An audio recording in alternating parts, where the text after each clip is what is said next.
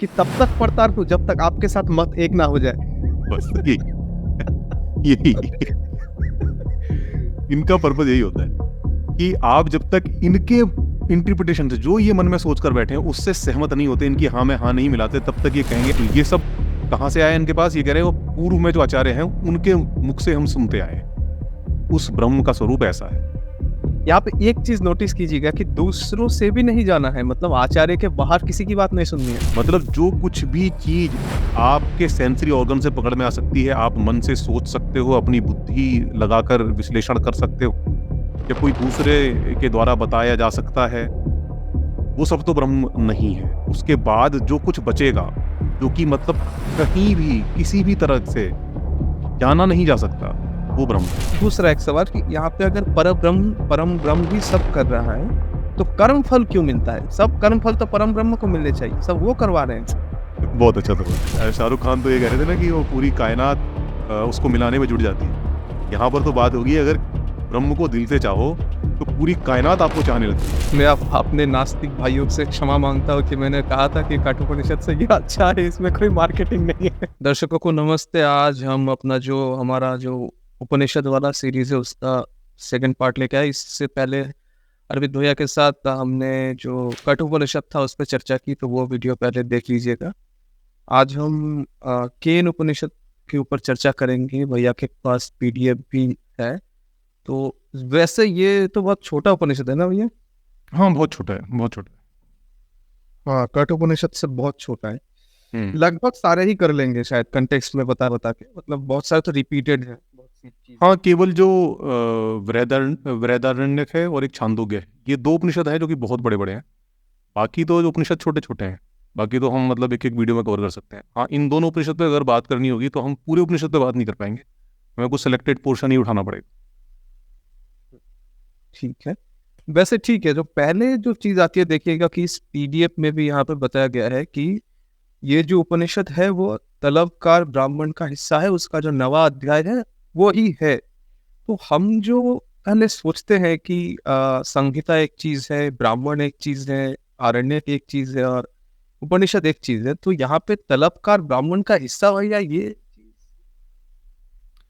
Actual में इन्होंने चार भागों में डिवाइड किया हुआ है। इसका ऐसा नहीं है कि ये अलग अलग ग्रंथ कहीं लिखे हुए हैं। ये जो वैदिक जो साहित्य है ना, चार भागों में डिवाइड कर दिया। इसमें जैसे कि एक तो संहिता हो गई, जिसको कि मंत्र बोलते हैं। तो जो जैसे हम वेदों की बात करते हैं ना, चार वेद जो हैं, ऋग्वेद, अथर्ववेद, सामवेद, यजुर्वेद। तो ये जो वेद है वह वास्तव में जब हम वेदों की बात करते हैं तो हम मंत्र संहिता की बात कर रहे हो। तो ये मंत्र संहिता है। अब इनमें भी फिर क्या कर दिया है इन्होंने कि डिपार्टमेंट बना दिए हैं कि भाई इस वेद शाखा का ये ब्राह्मण है। इस वेद ब्राह्मण मतलब है कि मतलब जो जो मंत्र जो है ना, उन मंत्रों में जो कर्मकांड वगैरह जो करना है, जो पूरा जो करना है, उसका जो पूरा जो प्रक्रिया है वो ब्राह्मण के अंदर। फिर उसी में फिर एक पार्ट आ जाता है आरण्यक। ये मतलब अलग ग्रंथ है। जो ब्राह्मण ग्रंथ है वो ब्राह्मण ग्रंथ अलग है, ठीक है ना। जो वेद की बात करते हैं, वेद मंत्र संहिता में आ गए।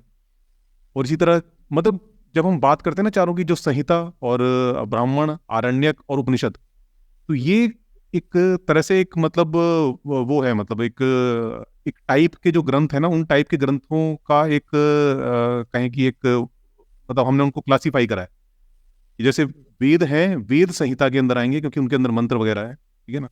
उसके बाद फिर ब्राह्मण ग्रंथ आ जाते हैं। ब्राह्मण ग्रंथों में बहुत सारे अलग है, ऐतरेय ब्राह्मण और तमाम तरह के मतलब ब्राह्मण ग्रंथ है, जिसके अंदर मतलब उनके अंदर सारा प्रोसेस होता है कि मतलब कि ये जो कर्मकांड है उसको कैसे करा जाए, करने की पूरी विधि वगैरह होती है। फिर आरण्यक होते हैं। आरण्यक के अंदर एक तरह से वैराग्य वगैरह की चर्चा है कि भाई अगर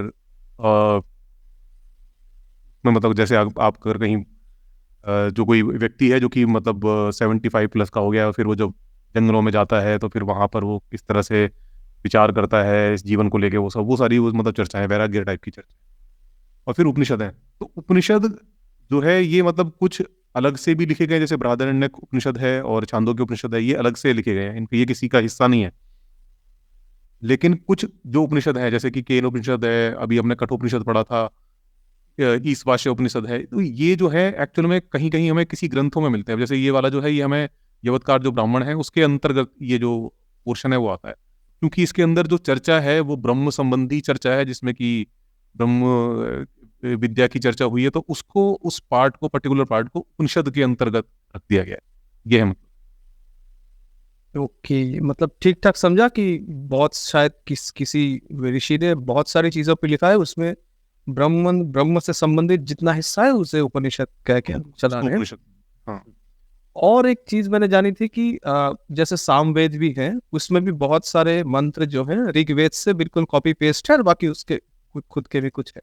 तो क्लासिफिकेशन इतना इतना मतलब हम जितना सोचते इतना भी अलग अलग नहीं है। हम्म ऐसा नहीं है, जितना तो क्लियर कट बताया जाता है ना, उतना क्लियर कट नहीं है, कभी कभी कहीं कहीं पर ओवरलैप करता है। जी, तो हाँ, ये एक चीज हमें समझनी थी। ठीक है, तो भैया शुरू करते हैं। ये कोई, इसमें कोई वल्ली नहीं है, बस 4 खंड है। तो वैसे पहले थोड़ा अगर कंटेक्स्ट बता दे कि इसका कोई अलग से कोई कंटेक्स्ट है, वहां पे एक कहानी थी नचिकेता की।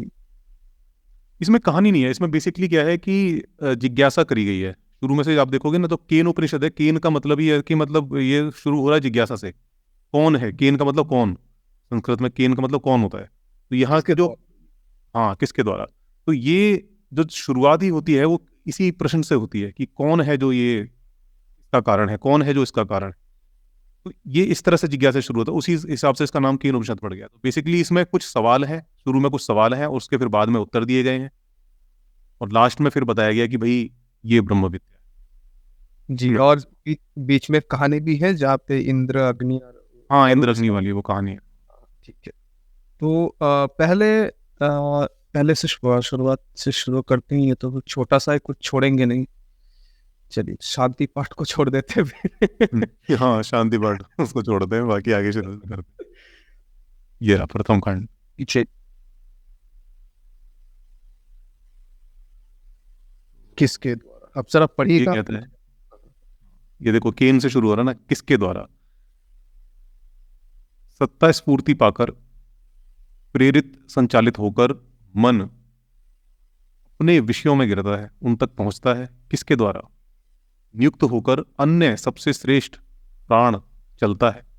किसके द्वारा क्रियाशील की हुई इस वाणी को लोग बोलते हैं? कौन प्रसिद्ध देव नेतेंद्रियां, कर्णेंद्रियां नियुक्त करता है? तो बेसिकली यहाँ पर एक जिज्ञासा की गई है, किसी, और ये जिज्ञासा मतलब बड़ी, कहें कि बड़ी बेसिक सी जिज्ञासा है, और ये अभी हम जैसे जैसे आगे बढ़ेंगे ना तो ये समझ में आ जाएगा कहाँ बढ़ रही है। अभी यहाँ पर शुरुआत इससे हुई है कि कौन है जो कि हमारे मन को संचालित करता है, कौन है हमारी इंद्रियों को संचालित। ये मतलब एक, जिसको मतलब ज़्यादा कुछ पता ना हो विज्ञान वगैरह का कि ये जो शरीर है वो कैसे काम करता है, जाहिर सी बात है कि जिस दौर में ये लिखे गए थे, उस दौर में जो शरीर विज्ञान है उसके बारे में उतनी जानकारी नहीं थी लोगों को। ये सवाल स्वाभाविक आना मन में ज़रूरी है कि भाई कौन है जो मेरे मन को चला रहा है। कोई तो शक्ति होगी, कोई तो पावर होगी, और ये जो मेरी जो इंद्रियां हैं इनको कौन चला रहा है, इनके पीछे कौन सी पावर। ये जिज्ञासा यहाँ से शुरू होती है, फिर आगे और भी जिज्ञासा है। जी हाँ, ये एक जिज्ञासा सब में आनी चाहिए, शायद आते भी है, बचपन में तो बहुत आती है, क्या है, कौन है, क्या हो रहा है। और एक चीज है, हम सबके पीछे कोई व्यक्ति ढूंढते हैं कि किसने किया। हाँ, शक्ति से हम किसी ने तो किया होगा। संतुष्ट नहीं होते। अब यहाँ पर इस सवाल के उत्तर में गुरु कहते हैं कि जो मन का मन है, जो मन का मन है, यानी इस पे इसको इस तरह से कहा कि जो मन का कारण है, प्राण का प्राण है, वाक इंद्रिय का वाक है, श्रोत इंद्रिय का श्रोत है, और चक्षु, चक्षु मतलब आंख, चक्षु इंद्रिय का चक्षु है, वह ही ज्ञानी जन, यही ही इन सब का परमात्मा है। ज्ञानी जन उसे जानकर जीवन मुक्त होकर इस लोक से जाने के बाद मृत्यु के अंतर अमर, जन्म मृत्यु से रहित हो जाते हैं। मतलब जो इस चीज को जान ले, कि उसको जान ले जो कि मन का मन है, प्राण का प्राण है, वाक इंद्रिय का वाक है, श्रोत इंद्रिय का श्रोत है, और आँख, चक्षु का मतलब चक्षु इंद्रिय का चक्षु है। मतलब जो मन का मन है, प्राण मतलब जो जीवन धारा जो है हमारे अंदर उसका प्राण है, और वाक मतलब जो वाणी है हमारी, उसके वाणी का बोलने वाला है, और हमारे कान है उनका सुनने वाला है। और जो आँख है उसका देखने वाला है, वही इन सब का मतलब कहें कि प्रेरणादायी है, मतलब जो कहें कि एक तरह से वही है जो कुछ जो इन सब चीज़ों को चला रहा है। मतलब किसी पावर की बात कर रहे हैं, किसी ऐसी शक्ति की बात यहाँ पर हो रही है जो कि इन सब चीज़ों को चला रही है। और सवाल आप देखें कि बड़े ईमानदार जिज्ञासा से शुरू हुआ था, और जो जवाब है वो आते ही सीधा मेटाफिजिक्स में घुस गया वो। और वो उसे बता रहा है कि भाई वही एक ऐसी चीज़ है, कोई ऐसी ऐसा कोई मेटाफिजिकल एंटिटी को स्थापित करने की कोशिश की जा रही है कि जिसको जानकर आप अमर हो जाएंगे। मतलब जो जीवन मृत्यु का जो चक्कर है, जो कि मैं कई बार हमने डिस्कस कराया कि वो वेदांतिक जो फिलॉसफी है वो ये मानती है कि जब तक आप माया का पर्दा आपकी आंखों से नहीं हटता, तब तक आप इस दुनिया को यथार्थ स्वरूप में नहीं देख पाएंगे, और जब तक आप इसे यथार्थ स्वरूप में नहीं देख पाएंगे तब तक आप मुक्त नहीं हो पाएंगे। तो बेसिकली उनका मानना वही है कि जो ब्रह्म है, ब्रह्म को जब तक आप जानते नहीं हो, जब तक आप ये नहीं जान लेते कि ये जो सब कुछ जो आप देख रहे हो, जो कुछ भी आपके आसपास है, इस सब का जो कारण है, इवन आपका भी, आपकी भी जो इंद्रियां हैं और आपका भी जो कारण है वो भी ब्रह्म ही है। ये अगर आपको जब तक समझ में नहीं आता है तब तक आप माया से मुक्त नहीं होते हो, तब तक आपकी मुक्ति नहीं हो सकती, तब तक आपका पुनर्जन्म होता रहेगा। ये है बेसिक। यहाँ पे ये दो सवाल है मेरे। पहला तो ये कि बांग्ला चैनल में मैंने एक भैया के साथ एक पॉडकास्ट किया था, हम बुद्धिज्म के ऊपर चर्चा कर रहे थे ज्यादातर तौर से कि सबको क्या ये जो टेक्निक है बुद्ध ने की है कि सब क्या वैराग्य ले लें, या फिर नारियों के संदर्भ में जो भी उन्होंने कहा था। तो वहां पे बहुत कमेंट्स आए कि आप लोगों को और पढ़ना चाहिए। अरे भाई आप पर्टिकुलरली कहिए कि क्या पढ़ना चाहिए था, कहाँ पढ़ना चाहिए था। मुझे आ रहा था दिमाग से कि कमेंट मतलब रिप्लाई के ये कर दूं कि तब तक पढ़ता रहूं जब तक आपके साथ मत एक ना हो जाए। बस यही इनका पर्पज यही होता है कि आप जब तक इनके इंटरप्रिटेशन से, जो ये मन में सोच कर बैठे हैं, उससे सहमत नहीं होते, इनकी हाँ में हाँ नहीं मिलाते, तब तक ये कहेंगे आप। अब देखो, हम ग्रंथ खोल के बात कर रहे हैं, कोई ऐसा नहीं है कि अपने मन से कुछ बात कर रहे हैं। ये जो ग्रंथ है ये गीता प्रेस से पब्लिश हुआ है, और अब से पब्लिश नहीं हो रहा, सर पता नहीं कब से पब्लिश हो रहा है। कोई आपत्ति नहीं करता इसको, ऐसा कैसा पब्लिश होता रहता है। हम उसको खोल के बात कर रहे हैं, और उसमें जो इंटरप्रिटेशन है वो इंटरप्रिटेशन भी मैंने ऐसा नहीं है कि मतलब इसको ले लिया है तो ये मेरे को मतलब ऐसा कुछ लगा कि भाई इसके जरिए मैं आसानी से डिबंक कर सकता हूँ, इसलिए मैंने इस इंटरप्रिटेशन को लिया। मैंने इसलिए लिया है क्योंकि मैंने इसको मल्टीपल जगह चेक किया है। मैंने जो आदि शंकराचार्य का जो इंटरप्रिटेशन है उसके साथ भी इसको मैच किया है, और मैंने पाया है कि हाँ, ये जो इंटरप्रिटेशन है बिल्कुल उनके साथ में जाती है। तो मैं इसको लेकर आया हूँ, और जिसको भी डाउट हो, ये तो हम जो जो हरि प्रसाद गोइंका है, क्या हरिशंकर गोइंका है, उनका इंटरप्रिटेशन पढ़ रहे हैं, और बहुत फेमस है। और इसीलिए फेमस है क्योंकि वो बड़ा सरल है। आदि शंकराचार्य का इंटरप्रिटेशन भी उपलब्ध है, आप चाहें तो उसको भी लेकर पढ़ सकते हैं, और आप उसके बाद देख सकते हैं कि क्या वाकई में मतलब कोई के बीच में कोई असमानता है।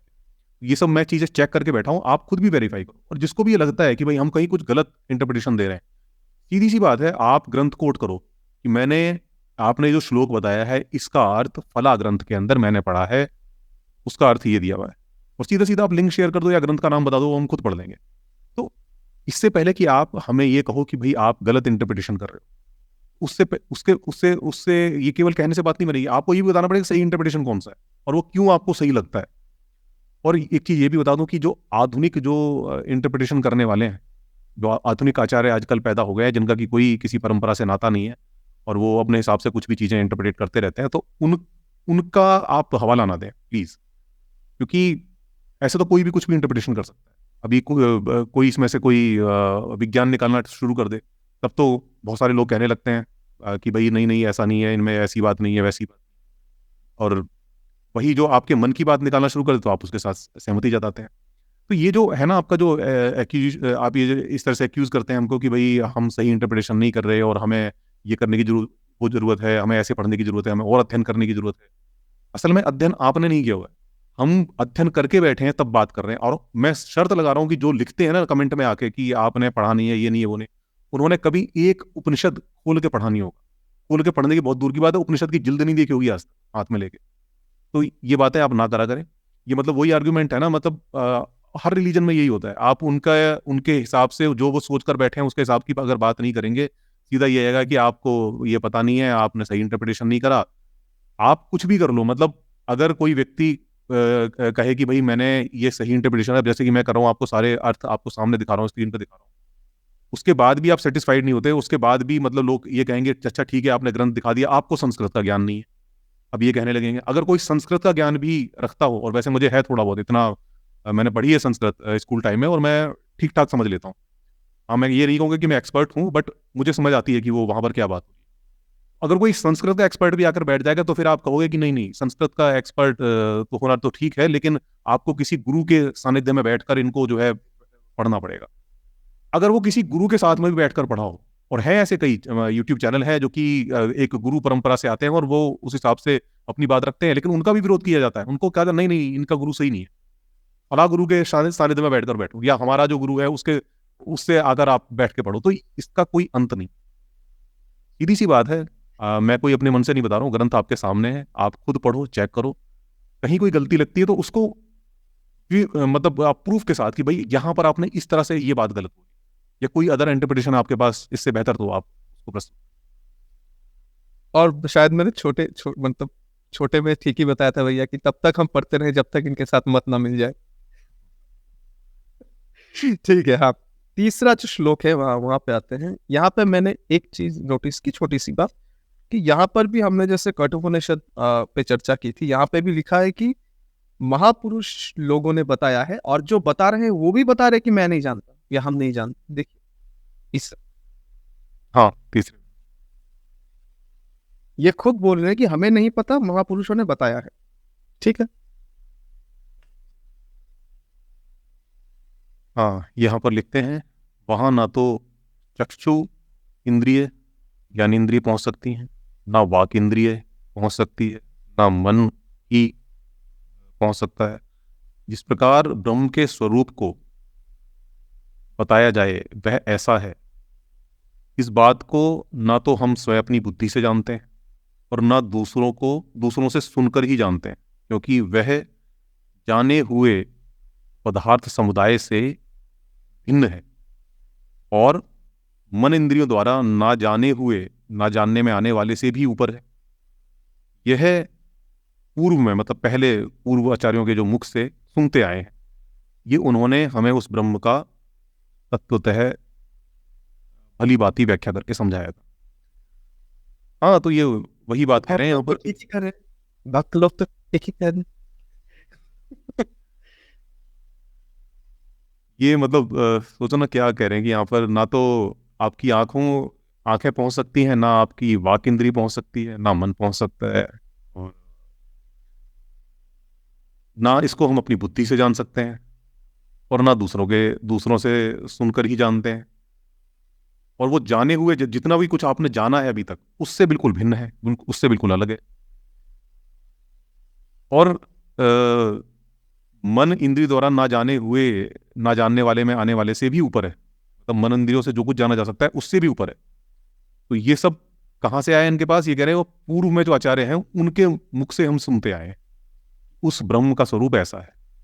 यहाँ पे एक चीज नोटिस कीजिएगा कि दूसरों से भी नहीं जाना है, मतलब आचार्य के बाहर किसी की बात नहीं सुननी है। हाँ,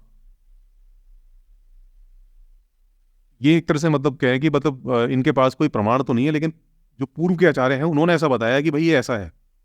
ये तुम्हारे जो ये जितनी भी तुम्हारी सेंस ऑर्गन्स हैं उनसे पकड़ में नहीं आएगा, तुम्हारा जो बुद्धि है उससे पकड़ में नहीं आएगा, तुम्हारे मन से पकड़ में नहीं आएगा। और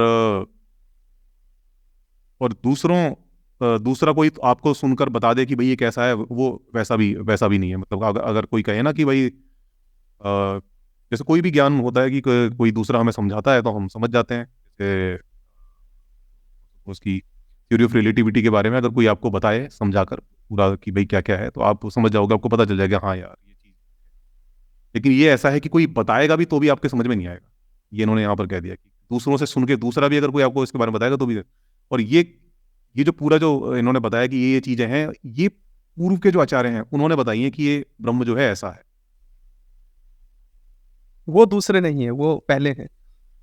हाँ, नहीं नहीं, उन्होंने ब्रह्म नहीं बता दिया, उन्होंने ब्रह्म का स्वरूप नहीं बताया। मतलब एक तरह से उन्होंने ब्रह्म को नहीं समझाया। वो ये कहने की कोशिश कर रहे हैं कि ना तो आपके जो सेंसरी ऑर्गन्स हैं उनसे समझ में आएगा ये, ना तो उनसे पकड़ में आएगा, ना आपकी मन बुद्धि से समझ में आएगा, वो भी नहीं पकड़ में आएगा। और इवन कोई दूसरा अगर आपको बताना चाहे, समझाना चाहे इसके बारे में, तो ना उसके बताने से आपको समझ में आएगा। ऐसा जो पूर्व में जो आचार्य हैं उन्होंने कहा है, ये इन तरीकों से आपको समझ में नहीं आएगा ये ब्रह्म। कैसे आएगा वो देखते हैं, आगे बताएंगे वो कैसे आएगा। अच्छा, इसके बाद वाला श्लोक पे आते आते एक कहानी बता देता हूँ आपको कि एक बार बचपन में एक डिबेट में हिस्सा लिया था, ठीक है, कि प्रतियोगिताएं हमारे स्वास्थ्य के लिए अच्छी है या नहीं, स्वास्थ्य मतलब जीवन में अच्छी है या नहीं, कि हमें सहयोगिता करनी चाहिए प्रतियोगिता के जगह। हाँ, तो एक जो बंदा था भरे मैदान पे माइक में सबके सामने एक प्रतियोगिता में हिस्सा लेते हुए बता रहा था कि प्रतियोगिता क्यों खराब है। तो ये बात जब दूसरे एक पार्टिसिपेंट ने बताई तो उसका भांडा तभी फोड़ गया था, अरे आपको तो प्राइज चाहिए, इसीलिए आप प्रतियोगिता में आकर भी प्रतियोगिता के खिलाफ बात कर सकते हैं, इतना मतलब दोगलापन। तो यहाँ देखिए क्या लिखा है शायद कि यहीं पे ये बताते हैं कि ये जो चीज है वो वाक्यों से बताया नहीं जा सकता, लेकिन तो ये कर क्या रहेंगे यहाँ पे।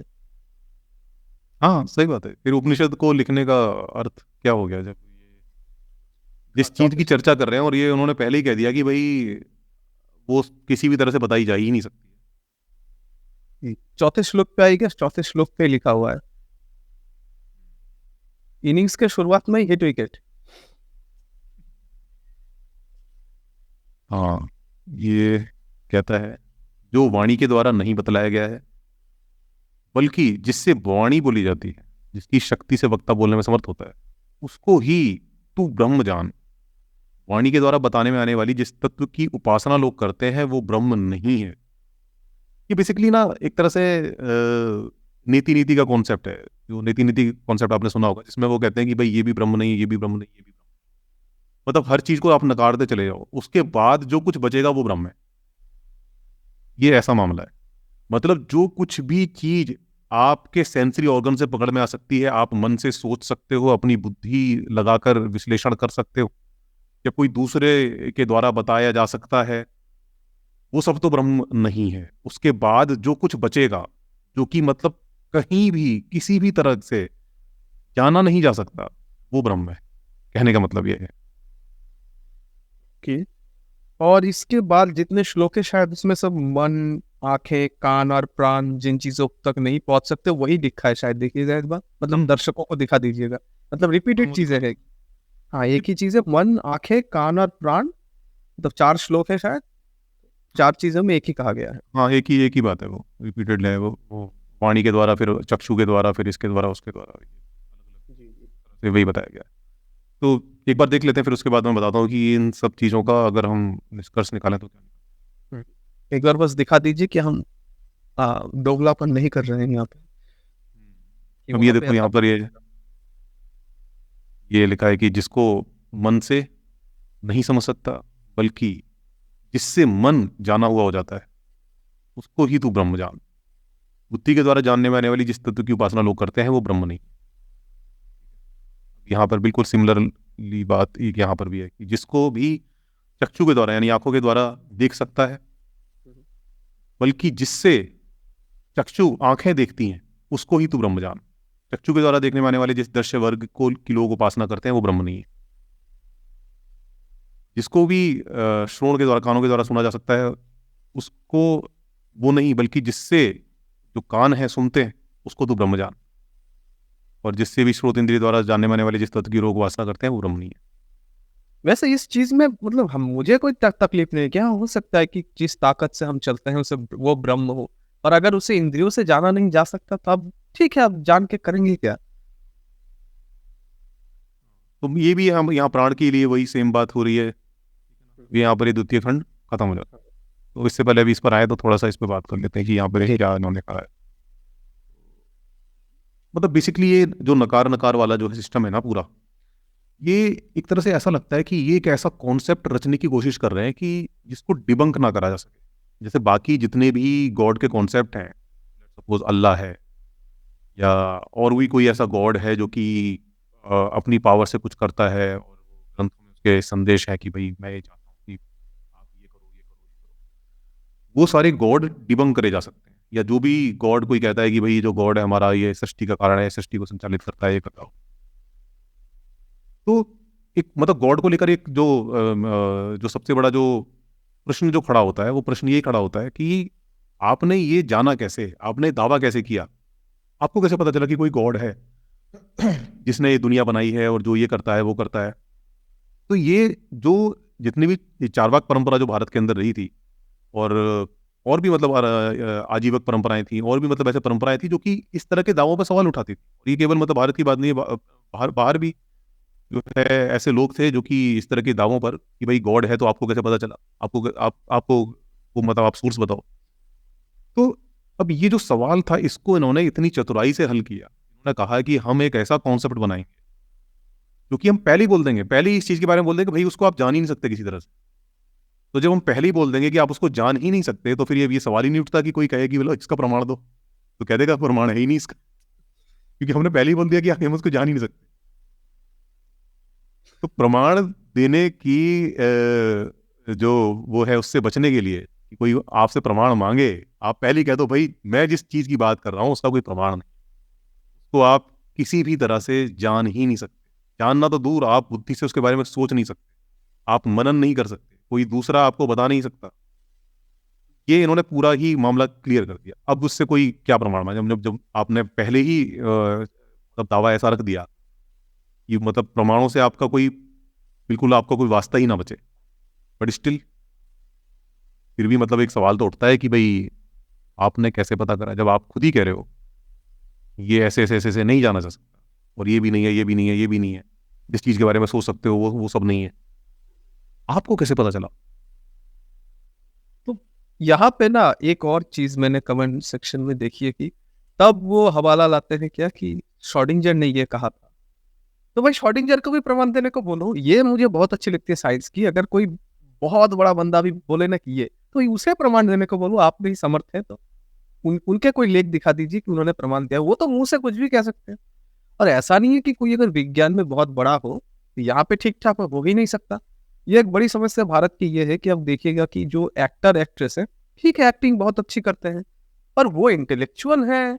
क्रिकेटर भी क्रिकेट बहुत अच्छा खेलते हैं, जरूर खेलते हैं, पर उनकी सारी बातें सही है ये तो मतलब। ये बेसिकली मतलब ऐसा है कि जैसे कई बार मेरी बहस होती थी, वास्तविक लोग हैं तो वो बड़ा मतलब मासूम सा सवाल करते थे। तो मासूम सवाल ये होता था कि आप जिंदा कैसे हो, आप जिंदा हो यही सबूत है ईश्वर के होने का। तो ये कुछ इसी तरह की बात है कि जैसे ये कहा जा रहा है कि आप देख कैसे रहे हो, आप बोल कैसे रहे हो, आप सुन कैसे रहे हो। ये जो देख रहा है, जो बोल रहा है, जो सुन रहा है, वही जो है परमात्मा का अंश है जो कि आपके अंदर है, यही वही परमात्मा का सबूत। ये इस तरह की बात है। ठीक है, चलिए दूसरे खंड में जाते हैं। उससे पहले एक जोक मुझे याद आ गया कि नील डिग्रास टाइसन का जो, हाँ, उनके साथ एक कॉमेडियन बैठते कि चक नाम का, ठीक है। उसने एक बार बताया था कि जानते हो कि डायनासोर क्यों खत्म हो गए थे? बोले क्यों? क्योंकि वो नास्तिक थे। प्रलय को पार नहीं कर पाए। हाँ, गॉड के गुस्से का सामना करना पड़ा अपने। अगर वो आस्तिक होते तो बच जाते। चलिए भैया दूसरे खंड पे जाते हैं। हाँ, यहाँ पे पहले श्लोक पे ही गुरु जी ने ये मान लिया कि वो खुद भी नहीं समझे हैं, देख के पढ़, उन्होंने खुद सरेंडर किया कि मैं नहीं समझा हूँ। अगर तुम्हें ये लगता है कि मैं समझ गया हूँ फिर भी तुम नहीं समझे हो, गोल गोल रानी कितना कितना पानी। यदि तू यह मानता है कि मैं ब्रह्म को भली भांति जान गया हूं, तो निश्चय ही ब्रह्म का स्वरूप थोड़ा सा ही जानता है, थोड़ा सा ही जानता है। अगर तुझे ये लगता है ना कि तू जान गया है, तो तू बहुत थोड़ा सा जानता है। इस परमेश्वर का, इस परब्रह्म का जो आंशिक स्वरूप तू है, इसका जो आंशिक स्वरूप देवताओं में है, वह सब मिलकर भी अल्प ही है। इसलिए मैं मानता हूं कि तेरा जाना हुआ निसंदेह विचारणीय है। मतलब ये कह रहा है कि अगर किसी को, यहाँ पे जो लिखा है कि मैं ब्रह्म को भली भांति जान गया हूँ, ये मैं कौन है, गुरु जी है या शिष्य जी? नहीं नहीं नहीं, ये शिष्य के लिए कह रहा है कि अगर अच्छा। अपने चेले को कह रहा है, अगर तेरे को लगता है कि तू ब्रह्म को जान गया है, तो तू बहुत थोड़ा सा ही जानता है, क्योंकि इस परमेश्वर का बहुत आंशिक स्वरूप तेरे अंदर है, आंशिक स्वरूप देवताओं के अंदर है, और वो सब में भी मिला दिया जाए तो वो भी बहुत अल्प है, बहुत छोटा सा है। अगर तू मतलब वो एक तरह से ब्रह्म के बहुत, अगर तू ये तो तेरे को लगता है तू जानता है, तो उस ब्रह्म के बहुत छोटे से अंश को ही जानता है, पूरे ब्रह्म को तू नहीं जानता। ब्रह्म के खंड भी होते हैं? ये है मतलब, ये कहते हैं ना, इनकी जो मान्यता यही है ना कि जो ब्रह्म का ही अंश है सभी जीवधारियों के अंदर। वैसे अनंत का अंश कैसे हो सकता है? छोड़िए, कोई बात नहीं, बोलते हैं, बोलने दीजिए। दूसरे खंड में इन्होंने वो जो सोक्रेटिस वाला एक कहा, मतलब सोक्रेटिस ने एक बार कहा था कि मैं जानता हूँ कि मैं कितना नहीं जानता। ये एक सीधी सी बात है, मतलब कोई यहाँ पे पैच, मतलब कोई घुमाव नहीं, घुमाव फिराव या फिर कुछ नहीं किया यहाँ पे। इन्होंने कितना किया है देखते हैं, तो दूसरे श्लोक का ये ना, पहले श्लोक में तो सीधे सीधे बताया, अगर तुम जब मतलब तुम ये समझते हो कि तुमने जान लिया है, तो तुमने बहुत कम ही जाना है। ठीक है। सेकंड में कह रहा है कि मैं ब्रह्म को भली भांति जान गया हूं, यूं नहीं मानता, ना ऐसा ही मानता हूं कि नहीं जानता, जानता भी हूं। हम शिष्यों में से जो कोई भी उस ब्रह्म को जानता है, मेरे उक्त वचन के अभिप्राय को भी जानता है कि मैं जानता हूं, नहीं जानता, ये दोनों, जानता हूं, मैं जानता हूं, नहीं जानता। अच्छा, ये बेसिकली यहाँ कहने के बाद चाह रहे हैं कि अ, जो ये कहता है कि मैं जानता भी हूं और नहीं भी जानता, ये मतलब कहना बेहतर है बजाय ये कहने की कि मैं जानता हूं। सोक्रेटिस ने तो बहुत सीधे सीधे बोला था कि मैं जानता हूँ कि मैं कितना नहीं जानता। ये मतलब विचार करके देख सकते कि ये बात है कि हाँ, मैं तो कितना कुछ नहीं जानता हूँ, इस बारे में मैं जानता हूँ। लेकिन यहाँ थोड़ा इधर उधर लग रहा है कि मैं नहीं जानता, ये भी मैं जानता हूँ कि मैं नहीं जानता, मेरा ये जानना नहीं जानना है। तो आप कुछ आप थोड़ा सरल कीजिए इस बात को। बेसिकली ये है कि, हाँ, बेसिकली कह रहा है कि मैं ब्रह्म को भली भांति जान गया हूं, ये नहीं मानता, बल्कि ऐसा मानता हूं कि जानता भी हूं और नहीं जानता हूं, तो जानता भी हूं और नहीं भी जानता हूं। हम शिष्यों में से जो कोई भी उस ब्रह्म को जानता है, मेरे उक्त वचन के अभिप्राय को भी जानता है कि मैं जानता हूं, नहीं जानता, ये दोनों ही नहीं है। ठीक है, इस पे शायद कोई कटौती नहीं हो सकती, देखते हैं आगे क्या बोल रहे हैं। ओके। जिसका ये मानना है कि ब्रह्म जानने में नहीं आता, उसका तो वह जाना हुआ है, और जिसका यह मानना है कि ब्रह्म मेरा जाना हुआ है, वह नहीं जानता। जानने का अभिमान रखने वालों के लिए वह ब्रह्म तत्व जाना हुआ नहीं है, और ज्ञातपन का अभिमान नहीं है उसका वह जाना हुआ है, उसके लिए वह अपरोक्ष है। एक्चुअली में यहाँ पर ना, ये जो वर्ड यहाँ पे दिख रहा है ना, विज्ञानतम और अविज्ञानतम, हम्म। ये इसमें इन्होंने अभिमान जो शब्द है ना, ये बेकार में जोड़ दिया है। ये अभिमान का यहाँ पर अर्थ नहीं है। एक बार विज्ञानतम का मतलब जानता हूँ, और अभिज्ञानतम मतलब नहीं जानता, इतना ही है। सीधा सा इसका मतलब ये निकलेगा कि जिसका ये मानना है कि ब्रह्म जानने में नहीं आता, उसका तो वो जाना हुआ है। मतलब जिसने, जो ये कहता है कि ब्रह्म जानने में नहीं आता, उसने तो ब्रह्म को जान लिया, वो तो समझ गया ब्रह्म को, ब्रह्म क्या चीज़ है। और जो ये कहता है कि ब्रह्म मेरा जाना हुआ है, मैंने जान लिया ब्रह्म को, वो ब्रह्म को नहीं जानता। जो जानने वाला है, हाँ, जो कहता है कि मैंने जान लिया है, वो नहीं जानता, और जो कहता है मैंने नहीं जाना है, उसी को ही वो ब्रह्म जाना हुआ है। ये कहने का मतलब। जैसे इन्फिनाइट लूप हो गया, क्योंकि उसने बताया कि वो नहीं जानता, इसलिए वो जानता है, मतलब उसे नहीं ये कहने का मतलब यहाँ पर ये है ये ना, शुरू से ही जिस चीज की बात कर रहे हैं ना, ये उस चीज की बात कर रहे हैं जिसको किसी तरह जाना ही नहीं जा सकता, बट यट ये कहते हैं कि हाँ वो चीज है। ये इनकी मान्यता है कि वो जान नहीं सकते आपको किसी तरह से। और अगर जान नहीं सकते और कोई आदमी आके कहने लगे कि वो ब्रह्म तो मैंने जान लिया है, जिसकी आप बात करते हो, तो इसका मतलब है क्योंकि हमने पहले ही जो प्री सपोजिशन हमारी शुरू में है वो यही है कि ब्रह्म जाना नहीं जा सकता, ठीक है ना।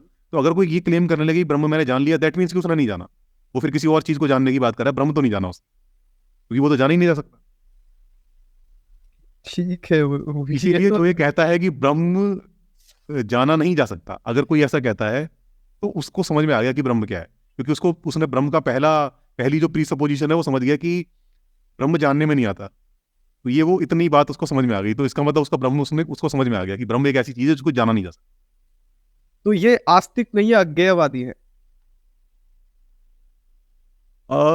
नहीं, अज्ञेयवादी भी नहीं कहना होगा इनको, क्योंकि आगे फिर और भी बहुत सारी बातें करते हैं ना ये। खाली अगर ये इसको ही कह के रह जाते कि उसको जाना नहीं जा सकता, अगर जैसे हम कहते हैं ना कि भाई इस ब्रह्मांड का कारण क्या है, वो भाई हमारे मतलब समझ में नहीं आया अभी तक हम उसको समझ नहीं पाए।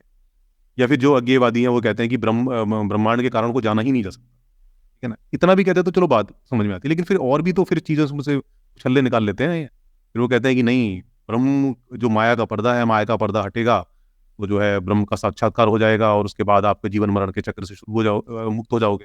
तो ये पूरी फिलॉसफी भी तो फिर साथ में इन्होंने जोड़ रखी ना उसके।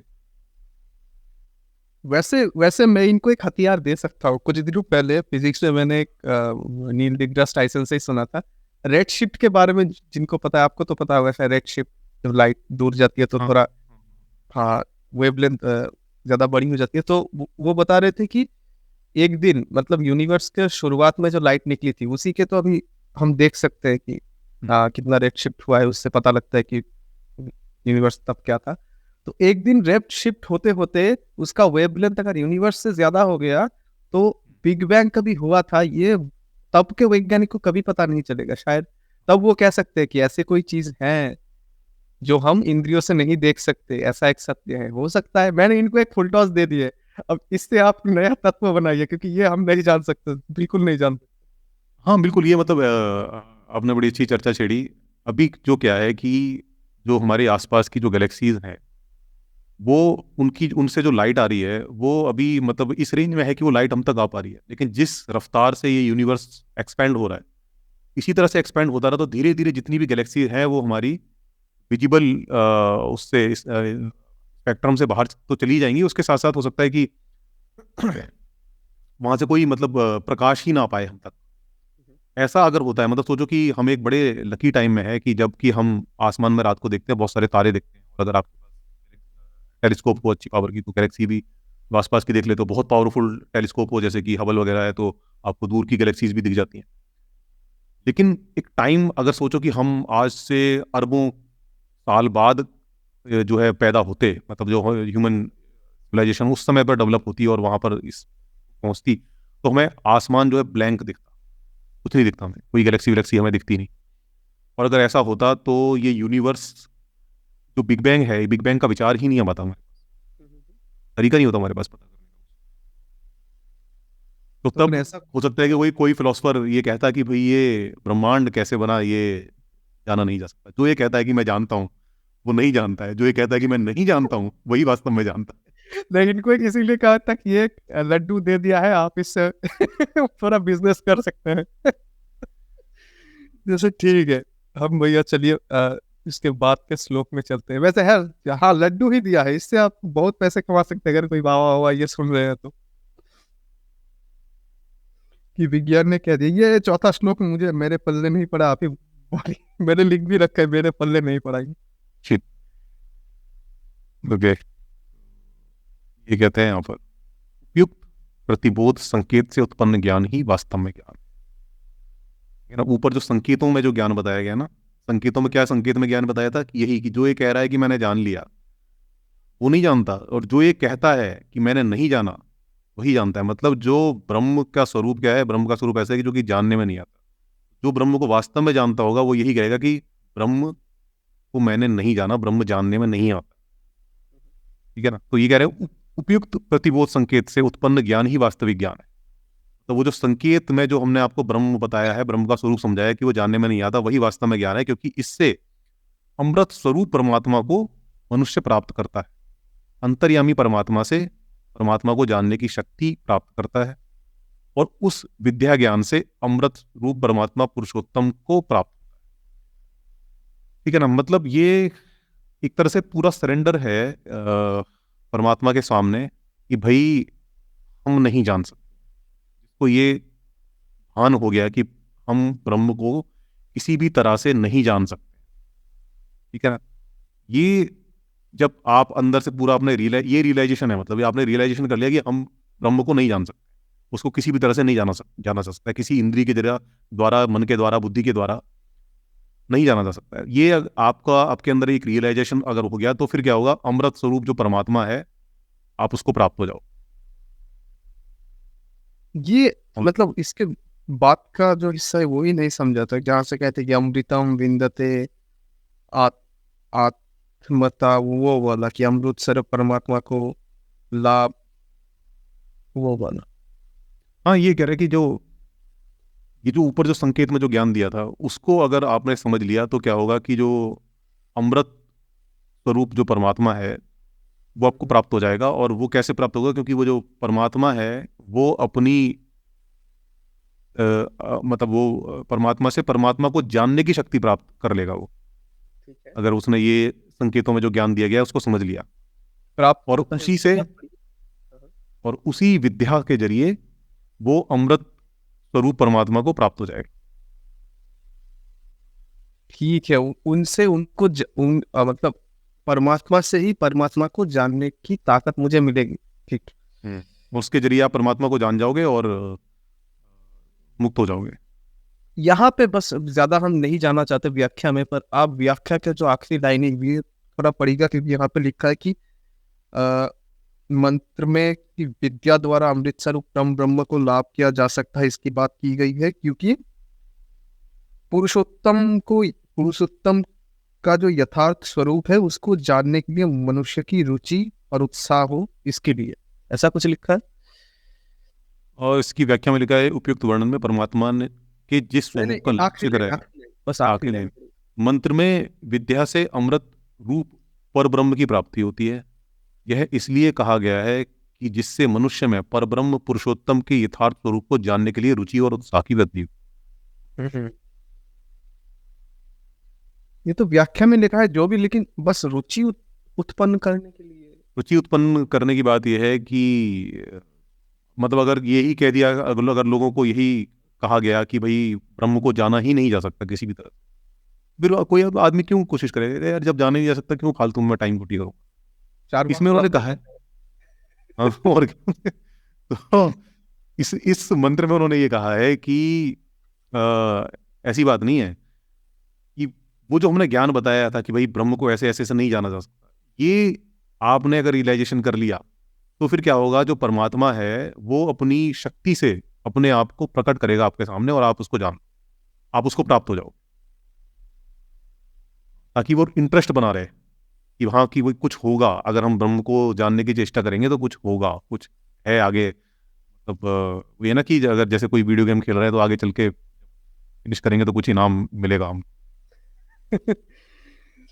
ठीक है, वरना चारवाक क्लब में लोग बढ़ जाएंगे, पर पता नहीं क्यों चारवाक खत्म हो गए, उनको मार वार डाला क्या। हाँ यही तो है, ये हवाई जलेबियां ना ये ज्यादा काम करती हैं। हम इंसान है ना कुछ इसी तरह के हैं,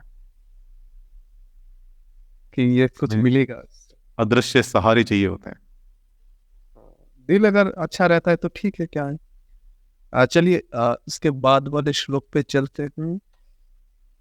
यहाँ पे आपका फेवरेट टॉपिक की जन्मांतर। मैं तो वो वीडियो देख के पागल हो गया था, ये क्या है। अब ये कह रहे हैं यहाँ पर, यदि इस मनुष्य शरीर में परब्रह्म को जान लिया तब तो बहुत अच्छा है, यदि इस शरीर के रहते उसे नहीं जान पाया तो महान विनाश है। बुद्धिमान मनुष्य प्राणी में परब्रह्म पुरुषोत्तम को समझकर इस लोक से प्रलय करके अमर हो जाते हैं। बेसिकली वही है कि जो आपको जो मानव शरीर मिला है, बड़ी किस्मत की बात है, आप मानव शरीर के अंदर आ गए हैं, और इस शरीर के रहते भी अगर आप उसे नहीं जान पाए तो बहुत लानत है आपके ऊपर। वैसे एक सवाल यहाँ पे आता है कि पहली बात, मानव शरीर ही सबसे श्रेष्ठ है। किस अ, किस चीज के को बेस बना के ये बोल रही है बात, ये मेरा एक सवाल है। क्या वो बेस यही है कि हम चुटकी बजाए तो पूरे पृथ्वी को तबाह कर सकते हैं? कोई बाकी कोई पशु नहीं कर सकता, तो हम ताकतवर ज्यादा है, तो जो ताकतवर है वही क्या कहते हैं, वही बुद्धिमान भी है। अगर उसे बुद्धिमान नहीं कहेंगे तो आपका गला नहीं रहेगा, गला नहीं रहेगा तो बात नहीं कर पाएंगे। असली ये बात है को होता क्या है कि हर कोई अपने अपने आप को ही श्रेष्ठ बताता है। मतलब हम कहते हैं कि भाई हमारा देश महान है, हमारा राज्य सबसे बेहतर है, हमारे जाति सबसे बेहतर है, हमारा धर्म सबसे बेहतर है। और इसी तरह जब इंसान की बात आती है, बाकी सभी जानवरों की बात आती है, तो हम कहते हैं कि तो ये इंसान सबसे बेहतर है। ये किसने कहा? ये इंसान नहीं कहा। बाकी किसी पशु ने उस पर अभी ये सहमति का ठप्पा नहीं लगाया है। ये हम ही घोषणा करे जा रहे हैं। मिस यूनिवर्स के किसी हिस्से के किसी महिला ने पार्ट नहीं लिया, बस मनुष्य लेते जा रहे हैं और मिस यूनिवर्स देते जा रहे हैं। वैसे यहाँ पे और एक चीज है कि जैसे हरारी जी की एक किताब में उन्होंने एक कविता लिखी थी, ठीक है, जैसे हमारे यहाँ जन गण मन है, ठीक है, तो वहां पे एक था, और वो एक राष्ट्रगान था कि मैं इस देश में, मतलब मेरे देश में पैदा हुआ हूँ, मैं इस देश के लिए हमने बहुत कुर्बानी दी है, ऐसे कुछ चीजें लिखी थी कविता में। तो उन्होंने सवाल किया आखिर में कि जानते हैं ये किस देश का राष्ट्रगान है? तो फिर उन्होंने बताया था कि थोड़ा सोचिए, उसके बाद उन्होंने जवाब दिया कि पोलैंड, या ऐसा कुछ दिया था, ठीक है। लेकिन उन्होंने उसके बाद एक और सवाल किया, अच्छा अगर मैं रशिया बोलता तो क्या आप आश्चर्यचकित हो जाते? नहीं, सबके गाने ऐसे होते हैं। सही बात है। और क्या? इसीलिए उन्होंने बताया कि ये धरती हमारी महान है, दुनिया के केंद्र में है हम, ये सब तो सभी बोलते हैं। आप तो खुद भी आश्चर्य नहीं होते अगर हमने पोलैंड की जगह रशिया बोल दिया होता। तो ये खूबी हमारे अंदर है, शायद बाकियों का मत ना लेके ही खुद को श्रेष्ठ घोषित कर लेना। किस बारे में श्रेष्ठ? अभी तो एक एस्टेरॉयड आएगा तो हमें भी जितना कुचलेगा, हाथी को भी उतना ही कुचलेगा। चलिए, दूसरा खंड शायद खत्म है, अब तीसरे खंड पे आते हैं। ओके, पहले में आप पहले बता दीजिए, फिर मैं एक चीज बताता हूँ। यहाँ से एक कहानी शुरू होती है कि ब्रह्म ने देवताओं के लिए असुरों पर विजय प्राप्त की, और ब्रह्म ने ही देवताओं के लिए असुरों पर विजय प्राप्त की। किंतु उस परब्रह्म पुरुषोत्तम की विजय में इंद्रादि देवताओं ने अपने महत्व का अभिमान कर लिया। वे यूं समझने लगे कि ये हमारी ही विजय और ये हमारी ही महिमा है। ठीक है, पहले तो कुछ लोग ऐसा इंटरप्रिटेशन कि देवता एक चीज है, और असुर अपने जो क्या कहते हैं कि इंद्रिया है वो असुर है, ठीक है, या फिर हमारे जो षड रिपु जो होते हैं कि लोभ, या फिर लोभ हो, काम हो, ये और है, इन पे विजय प्राप्त, वो सब छोड़ देते हैं, जो भी हो, लिटरल हो, मेटाफोरिकल हो, जो भी हो। लेकिन पहला एक ही सवाल बार बार करता हूँ कि परम ब्रह्म पिछले एपिसोड तक निर्गुण थे ना, तो जो निर्गुण है एक चीज के ऊपर, एक चीज को दूसरे चीज से ज्यादा क्यों चाहेगा? जो निर्गुण है वो पुरुष और महिला में भेद नहीं करेगा, नहीं कि ये हम कर सकते हैं कि ये मेरा ग्रुप है, ये मेरा ग्रुप नहीं है। और दूसरी बात, अगर यहाँ पे कहते हैं कि देवताओं ने उस विजय को अपना मान लिया, तो अगर दूसरा एक सवाल कि यहाँ पे अगर परम ब्रह्म ही सब कर रहा है, तो कर्म फल क्यों मिलता है? सब कर्म फल तो परम ब्रह्म को मिलने चाहिए, सब वो करवा रहे हैं। बहुत अच्छा सवाल है। बताइए। सही बात है। और परब्रह्म तो वाकई में कह रहा है कि वो तो सब मैंने ही किया था, और तुम क्यों खुद को महान समझ? मुझे नहीं, कर्म फल क्यों मिल रहा है? तुम नहीं किया था तो भाई मेरे को कर्म फल का फल क्यों दे रहे हो भाई? मेरे को क्यों रगड़ रहे हो जन्म जन्मांतरों में? ये मतलब ये क्या है? मतलब कर्म, मतलब ये अटके हुए एक जगह पे भी फ्री विल है या नहीं है? फ्री विल है तो कर्म फल मेरा है, फ्री विल नहीं है तो कर्म फल परम ब्रह्म का है। ये कहाँ क्या? बहुत अच्छा सवाल था ये, वाकई में सोचना चाहिए। सारे जो दर्शक देख रहे हैं भाई, इस पर विचार करो, ये बहुत सोचने वाली बात है। ये कहते हैं कि एक पत्ता नहीं हिलता उनकी मर्जी के बगैर, तो अगर पत्ता उनकी मर्जी के बगैर नहीं हिलता तो मुझे दोष क्यों दे रही है कि चींटी को मैंने कुचल दिया? और पहला वाला ये फिर से सगुन हो गए ना कि देवताओं को विजय इन्होंने दी, असुरों को क्यों मारा भाई? असुर क्यों? आपके लिए तो सब बराबर होने चाहिए। और चीज़ और भी है कि मतलब फिर आप देखो धरती पर कितनी सारी बुराइयां हैं, इतने भूखे बच्चे हैं जो भूख से मर रहे हैं, बीमारियां हैं, होते हैं, चोरियां होती हैं, डाके होते हैं, कत्ल होते हैं। अगर सब कुछ ईश्वर ही कर रहा है तो फिर ये सब भी वही कर रहा है। तो और फिर मतलब इसके लिए किसी को क्यों दोष क्यों दो? मतलब हम कहते हैं कि भाई इन लोगों ने बुरे काम करे हैं और फिर इनको अगले जन्म में बुरा जन्म मिलेगा। उन्होंने कहाँ करे हैं? अगर सब कुछ ईश्वर ही कर रहा है तो ईश्वर नहीं करे। जी जी। वैसे विवश पाल नाम के एक मतलब दर्शन के छात्र के साथ एक एपिसोड हुआ था। उन्होंने पहले बताया था कि दर्शन में कुछ मतलब जैसे केमिस्ट्री में होते हैं ना कि पहला थर्मोडायनामिक्स का लॉ, तो वो कहता है कि हमारा पहला बेसिक लॉ है कि अगर कोई चीज ए है तो वो ए है। आप दो चीज एक साथ नहीं बता सकते कि एक चीज ए है भी और नहीं भी। एकदम बेसिक सा मतलब नियम है दर्शन का। तो ये अलग ही फुटबॉल खेल रहे, हाथ से, पैर से, नाक से, ठीक है, फल किसी को भी मिले। ये एक एक जोक यहाँ पे आता है, हम अगले श्लोक पे चलते हैं। बंगाल में एक दुकानदार ने अ, दुकान के ऊपर जो बोर्डिंग है वहां पे लिखा था कि कर्म किए जाइए, फल मेरा खरीद के खाइए। वो बहुत बढ़िया। फल बेचते थे। कर्म किए जाइए, फल मेरा खरीद के खाइए। बड़े रोचक लोग हैं आजकल।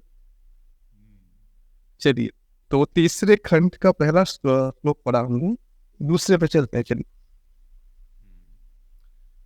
यहाँ पे लिखा है कि प्रसिद्ध है कि उस परब्रह्म ने इन देवताओं के अभिमान को जान लिया। अच्छा, एक सवाल ये भी है कि देवताओं ने अगर अभिमान किया तो वो भी तो ब्रह्म ने ही किया ना, वो भी तो परब्रह्म ने ही अभिमान किया होगा ना। देवता तो कुछ कर नहीं रहे, तो परब्रह्म परब्रह्म ही कर रहा है जो कुछ कर रहा है। इसीलिए तुमने पहले बताना है कि फुटबॉल खेल रहे हैं या फिर हैंडबॉल खेल रहे हैं।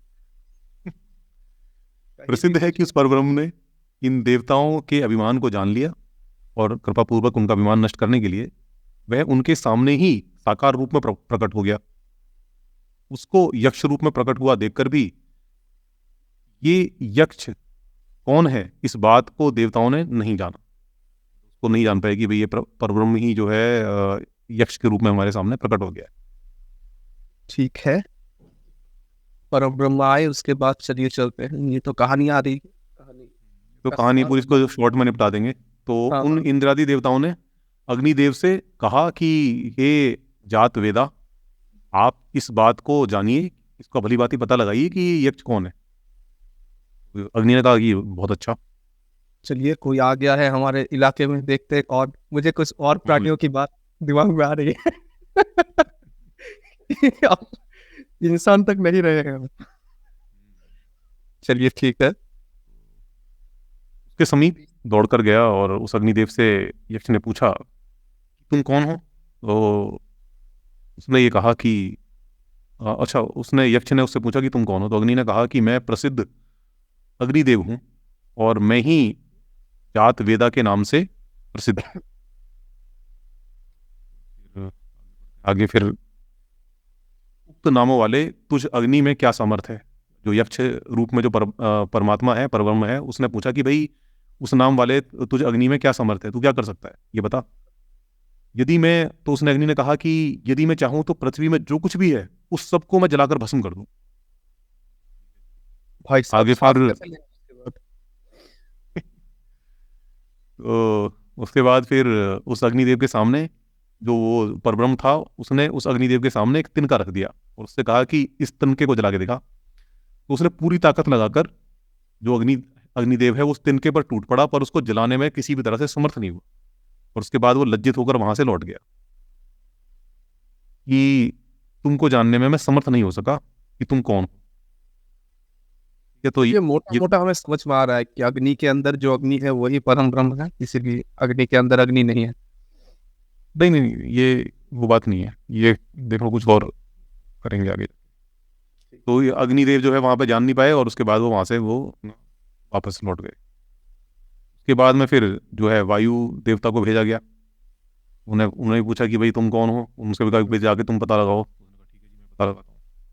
उसके बाद वायुदेव पहुंचे वहां पर, उन्होंने पूछा कि भाई जो यक्ष है उसने पूछा कि भाई तुम कौन हो? बोले मैं प्रसिद्ध वायुदेव हूँ और मैं इससे क्या नाम है माता रिश्वा के नाम से प्रसिद्ध हूँ। हमारे अंदर क्या सामर्थ्य है कि मैं ये जो कुछ भी है उस सबको चाहूँ तो मैं उड़ा लूँ, आकाश में उठा दूँ। फिर उस यक्ष ने कहा कि उसने यक्ष ने वायुदेव के सामने एक तिनका रख दिया। उसने कहा कि ठीक है भाई, तिनके को उड़ा के दिखा दे। तो उसने पूरी ताकत लगाई, तिनके पर झपटा, लेकिन उसको उड़ाने में किसी प्रकार से समर्थ नहीं हुआ। उसके बाद फिर वो लज्जित होकर वहां से चला गया, बोला कि भाई तुम्हें नहीं जान पाया, जाने में समर्थ नहीं। तो ये फिर उस तरह कहानी से हाँ, इधर पे आई। ये कहानी शायद डिक्शन नहीं है जितना, हाँ इनमें शायद कुछ अर्थ है। देखते हैं इसको। तो फिर उसके बाद फिर इंद्र का नंबर आया। इंद्र को बोला कि भाई आप जाके पता लगाओ कि ये कौन है। इंद्र भी गए वहां पर, और दौड़ के गए, और वो जो दिव्य अक्ष था वो उनके सामने से गायब हो गया, अंतर ध्यान हो गया। वो इंद्र उसी आकाश प्रदेश में यक्ष के स्थान पर ही एक अतिशय सुंदरी देवी हिमाचल कुमारी उमा के पास आ पहुंचे और उनसे बोले कि देवी ये यक्ष कौन था? स्टार्ट हो गया। उस उमा देवी ने कहा, स्पष्ट उत्तर दिया कि ब्रह्म तो वो उसने उत्तर दिया कि वो तो परब्रह्म परमात्मा है, उन परमात्मा की ही इस विजय में की ही ये विजय थी और तुम इसमें अपनी महिमा मानने लगे थे। उमा के इस कथन से निश्चय पूर्वक इंद्र ने समझ लिया कि यह ब्रह्म है। बाद में जाके उसको पता चला कि भाई ये जो था वो ब्रह्म था। वो इसलिए उसने ये सब किया था क्योंकि हम अभिमान कर रहे थे कि ये जो विजय हुई है ये विजय हमारी। ठीक है, मोटा मोटी ये चीज समझ में आ रहा है। और यहाँ पे ना एक कंटेक्स्ट में बता देता हूँ दर्शकों को, मेरे दिमाग में आया चट से कि देखिएगा कि एक समय हम इंद्र को सब मतलब एकदम पहले तो वरुण को पूछते थे सबसे ज्यादा वेद में, उसके बाद इंद्र का नंबर आया, उसके बाद धीरे धीरे हम इनसे हटके वो त्रिदेव है जो उनकी तरफ चले गए। ठीक है, एक कारण मुझे ये भी लगता है कि जब मतलब अभी तो शायद मोटा मोटी की ये बात प्रसिद्ध हो ही गई है कि जो सिंधु लिपि है वो ब्राह्मी जो लिपि है उसका जो पूर्व रूप है। ठीक है, ब्राह्मी तो एकदम काखा गाघा में आ गया, लेकिन जब पिक्टोग्राफिक्स थे या फिर वो डेवलप हो रहे थे उसमें थे। ठीक, तो तब बारिश बहुत होती थी सिंधु और सरस्वती घाटी में, तो बारिश के देवता को बहुत पूजा जाता था। और उसके बाद धीरे धीरे जब बारिश खत्म होने लगी जगह पे, तो यहाँ पे पूर्वी दिशा में जब आए तो इंद्र का जो पूजन था वो धीरे धीरे कम होता गया, लगता है मुझे ये, क्योंकि इतिहास में मुझे ये लग रहा है, क्योंकि यहाँ भी देखिए कि इंद्र को श्रेष्ठ देवता बताया गया है कब, बारिश, फसल। ये ये हाँ, वो जो वेद है ना, वेदों के अंदर तो यही सारे देवता हैं। जी, इसीलिए आखिर में ये भी पता पता है नहीं। कि हाँ हाँ हाँ, वो बस मैंने बताया कि हो सकता है। जी, और वैसे वहीं पे खत्म होता है ये तीसरा खंड की इंद्र ने ये समझा कि वो यक्ष थे, मतलब वो जो यक्ष थे वो परम ब्रह्म थे। ये बेसिकली जो अगर इसका कोई एक मोरल निकालने की कोशिश की जाए ना, तो वो ये निकल कर आता है कि कोई भी काम हम ये सोच कर करते हैं कि भाई ये मैं कर रहा हूँ, और उसका हमें अभिमान हो जाता है। तो अभिमान आपको नहीं करना चाहिए, क्योंकि वो जो कुछ भी हो रहा है वो परब्रह्म ही अपनी शक्ति से करवा रहा है। आप इसका अभिमान ना करो। कोई व्यक्ति है जिसको अपने धन का अभिमान हो गया है, किसी को अपनी शक्ति का अभिमान हो गया है, वो अभिमान नहीं करना है, क्योंकि परब्रह्म है उसकी ही शक्ति से सब कुछ चल रहा है। वही उसी की शक्ति से आप आंखों से देख पा रहे हो, कानों से सुन पा रहे हो, बुद्धि से सोच पा रहे हो। बेसिकली मैसेज जो निकल कर आता है वो यहाँ पर ये निकल कर आता फिर वही सवाल आ जाता है कि भाई करे आप और भरू मैं। है। सही बात है। फिर कर्मा का सिद्धांत खतरे में पड़ जाएगा कि भाई जब कर आप रहे हो तो फिर कर्मों का फल क्यों मिल रहा है मेरे को? ये एक तरह की एडिटिंग होती है ना भैया, जहाँ पे हाँ, वो जैसे ये मुन्ना भाई एमबीबीएस में था ना कि नहीं, ठीक है, तो उसी चीज को बार बार हम इस्तेमाल करते रहे कि वीडियो एडिटिंग में, वैसे ही एक बंगाल से एक व्यक्ति है, ठीक है, फिल्म फिल्म डायरेक्टर है, उन्होंने एकदम चौड़ मतलब गला चौड़ करके बताया कि मैं नहीं मानता मूर्ति पूजा, मैं बस अद्वैत वेदांत को मानता हूँ। ठीक है, तो मुझे ऐसा लग रहा है कि यहाँ पे ना वो एडिटिंग बहुत जचेगी, जब जब हम बताएंगे तो वो तो वो आप करो मैं भरूं और उनका एडिटिंग लगा दूंगा, अरे मैं नहीं मानता। ठीक है, ये तो हम तो सोचना कितनी कॉन्ट्रेडिक्टरी हो जाती है, मतलब एक एक जगह पर सेंस बनाने की कोशिश करते हैं तो दूसरी जगह का सेंस बिगड़ने लगता है, फिर दूसरी जगह सेंस बनाते हैं तो फिर कहीं और का सेंस बिगड़ने लगता है। ये मतलब कुछ ऐसा है कि एक आदमी है जो कि निर्वस्त्र है, नंगा है, उसके हाथ में कहीं से अपने आप को छुपाने के लिए एक कोई छोटा सा पत्ता लग गया है, वो आगे से ढकता है तो पीछे से नंगा हो जाता है, पीछे से ढकता है तो आगे से नंगा हो जाता ये बात आपने भी बताया कि आप उस व्यक्ति के 10 किलोमीटर के रेडियस में रहते हैं, आप संभल के रहिएगा। ठीक है, चलिए कोई बात नहीं, तो हम अम, आखिरी खंड में आते हैं भैया, चलिए। वैसे ये उपनिषद में उतना भी मतलब हाँ कॉन्ट्रडिक्शंस है, पर कठोपनिषद के जैसे कोई प्रमोटिंग नहीं है, ये ठीक ठाक एक बात है। इतनी प्रमोटिंग भाई, मुझे वो क्या कहते हैं, यम कम लगे और आप वो समझ रहे सेल्समैन लगे थे। है Wales में।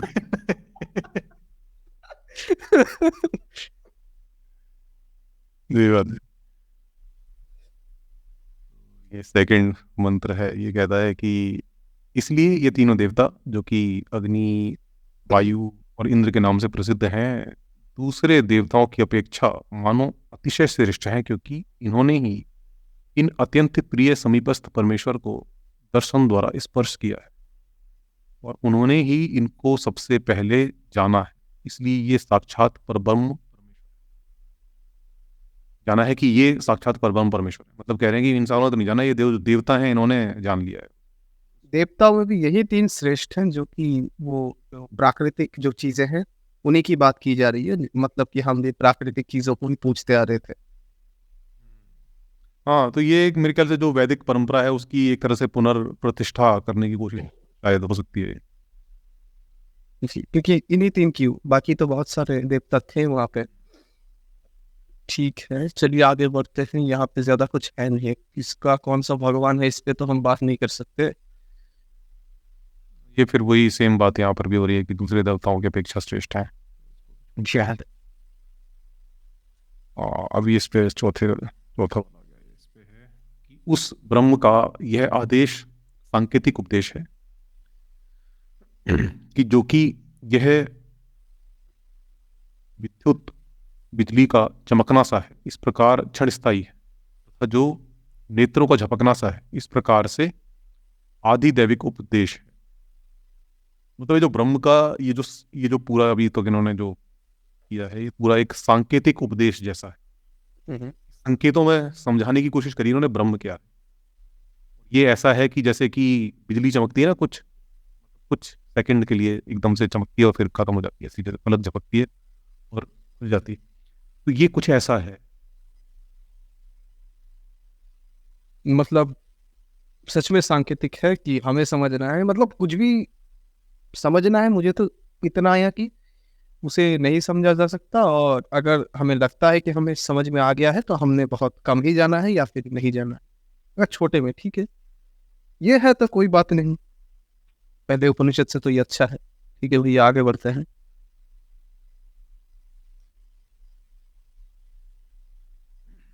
अब यहाँ पे कह रहे हैं कि अब आध्यात्मिक उदाहरण दिया जाता है, जो कि मन इस ब्रह्म के समीप जाता हुआ सा प्रतीत होता है, तथा इस ब्रह्म को निरंतर अतिशय प्रेम पूर्वक स्मरण करता है। मन के द्वारा ही संकल्प अर्थात उस ब्रह्म के साक्षात्कार की उत्कृष्ट अभिलाषा भी होती है।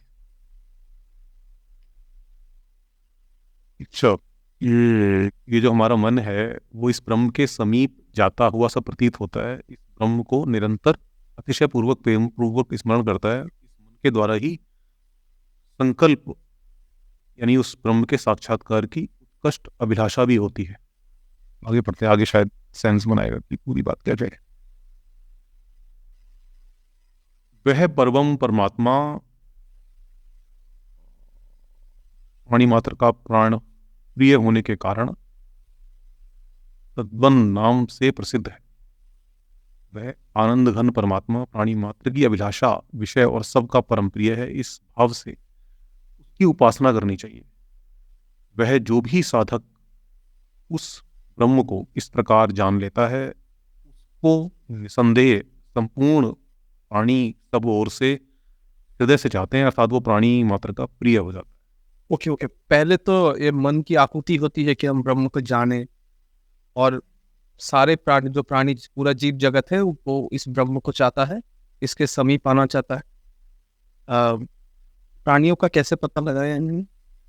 इसमें ये कह रहे हैं कि जो इस प्रकार से ब्रह्म को जानने की इच्छा करता है, के अंदर ब्रह्म की जिज्ञासा पैदा होती है इस तरह से, तो वो संपूर्ण प्राणी मात्र का प्रिय हो जाता है। सारे जो प्राणी हैं उसको पसंद करने लगते हैं, चाहने लगते हैं। इसके अंदर ब्रह्म को जानने की इच्छा हो जाती है, इस प्रकार से जैसा कि बताया है। समस्त प्राणियों को प्रेम करता है सब? नहीं, समस्त प्राणी को प्रेम नहीं करते, समस्त प्राणी उसको प्रेम करते हैं। ये कैसे? तब अगर मेरे को ब्रह्म को जानने की इच्छा पैदा हो गई, वैसे उस तरह से जैसा कि इन्होंने यहाँ पर बताया है अभी, तो फिर क्या होगा कि जितने भी आसपास मेरे लोग हैं वो सभी, मैं उन सबका प्रिय हो जाऊंगा, सब मेरे को चाहते हैं। एक मिनट, एक कोटेशन शाहरुख खान जी ने दी थी ना, अगर किसी चीज को दिल से चाहो तो पूरी कायनात से एक करने के लिए करते हैं। नहीं, वो तो शाहरुख खान तो ये कह रहे थे ना कि वो पूरी कायनात उसको मिलाने में जुट जाती है। यहाँ पर तो बात होगी, अगर ब्रह्म को दिल से चाहो तो पूरी कायनात आपको चाहने लगती है। ठीक है ठीक है, पैरेलल क्या कहते, फिलोसफी हो सकता है कि क्या होगा। नहीं, ये इस चीज का तो मुझे सेंस नहीं आता कि अगर मैं ब्रह्म को जानना शुरू करूं या फिर जानने के लिए तपस्या करूं, जो भी करूं, उससे लोग मुझे प्यार करेंगे, ये क्या? अब ये तो मार्केटिंग हो रही है कि हमारा प्रोडक्ट जानने की कोशिश करो तब लोग तुम्हें प्यार करेंगे। अभी तो लोग तुम्हें कोई भाव वाव देते नहीं है। जैसे वो एक्स का ड्यू आता है ना, एक्स का आपने ड्यू का ऐड देखा होगा, वो लगाते ही लड़कियां आपस से आसपास से आके चिपटने लगती हैं। और ये भी देखना है, ये जो ऐड दे रहे हैं वो जो लड़कियां हैं आपकी ही घर की माँ बेटियां हैं, तो वो क्या ऐसी करती हैं? ये जो एडवर्टाइज करते भी है ना, इनको भी कोई लाज लज्जा शायद है नहीं। चलिए ठीक है, ये बात बिल्कुल पसंद नहीं आई। चलिए आगे बढ़ते हैं। अब मार्केटिंग शुरू हो गई, मैंने पहले ही मतलब मैं थोड़ा पहले ही बता मार्केटिंग तो दिया। होगी, वो तो जरूरी है, वो हर शास्त्र के अंदर मिलता है कि इसका पाठ करने से ये फल मिलता है, और वो कोई भक्त इसको गाकर सुनाता है उसका ये फल होता है। मैं अपने नास्तिक भाइयों से क्षमा मांगता हूँ कि मैंने कहा था कि कठोपनिषद से ये अच्छा है, इसमें कोई मार्केटिंग नहीं है। तो आगे लिखते हैं, हे गुरुदेव, ब्रह्म संबंधी रहस्यमय विद्या का उपदेश कीजिए। अच्छा, अब ये बड़ा मतलब रोचक है यहाँ पर। अभी हम बिल्कुल अंत में आ गए हैं उपनिषद के, और यहाँ अंत में जो चेला है वो चेला अपने गुरु से कह रहा है, हे गुरुदेव, ब्रह्म संबंधी रहस्यमय विद्या का उपदेश कीजिए। है, अब तक क्या चल रहा था? इस प्रकार शिष्य की प्रार्थना करने पर गुरुदेव कहते हैं कि तुझको हमने रहस्यमयी ब्रह्म विद्या बतला दी। अब ठीक है। ठीक है ना? वो मतलब कह रहा है मतलब कि शिष्य अच्छा, नहीं समझा। शिष्य उसका पल्ले नहीं पड़। अरे अरे, गुरु जी एक ने जो बात क्या? इतनी इतना जो अभी अभी तक ज्ञान दिया, वो बैठा सुनता रहा। उसको लगा कि शायद गुरु जी अब ब्रह्म विद्या बतलाएंगे मेरे को। उसने कहा कि गुरु जी ये तो बकवास बहुत हो गई, अब मेरे को ब्रह्म विद्या का उपदेश तो। मुझे ने कहा, अबे दे दी तेरे को, इतनी देर से वही तो बता रहा हूँ तेरे को। नहीं, आपका स्टाइल किसी से मिलता हुआ दिखा मुझे। अच्छा अच्छा ठीक है, यहाँ पे आशीष चंचलानी ने एक वीडियो बनाई थी बहुत साल पहले, ठीक है, जहाँ पे कॉमर्स या कोई स्टूडेंट था, वो एग्जाम दे रहा था, इतना पेजेस के पेजेस लिख दिया है। अब जो वहां पे जो गार्ड था आया, देखा, सर सर आप बताइए ना, आप भी तो उसी सब्जेक्ट के टीचर है, ऐसा कुछ था, ठीक है। तो उन्होंने बहुत मुश्किलों से लिखा था, उसने बोला हाँ इंट्रो तो अच्छा लिखा है। मतलब उसे क्या इतना लिख दिया, 10-20 पेज इंट्रो है, ये कितना लिखना पड़ता है? मतलब एक ही चीज नहीं है, पास पास है दोनों की। वो भी कह रहा है कि हाँ गुरु जी इंट्रो तो ठीक ही दिया, वो उल्टा कह रहा है, गुरु जी इंट्रो तो अच्छा था, बताइए। मतलब बेटा वही पूरा आंसर था।